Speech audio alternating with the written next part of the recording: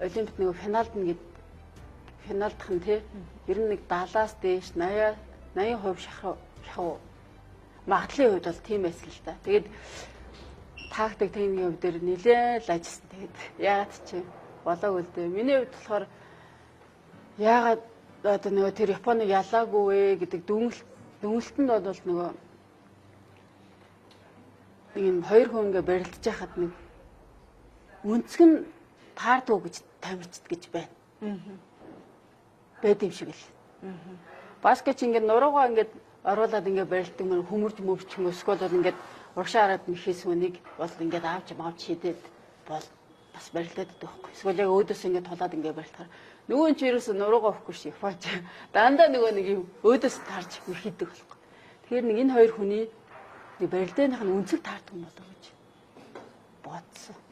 Бас тийм байх магадaltaй л юм шиг л. Одоо тэр нэг зураг байдیں۔ Олимпийн зураг тэгээд тэр Парисын Гранд Сламын нэг зураг байдیں۔ Яг ингээд жийлгүүлээд унж байгаа. Тэр зураг бүр яг нэг зураг шиг. Яг нэг зураг шиг. Аврагын барилдаж жагаад унж байгаа. Тий.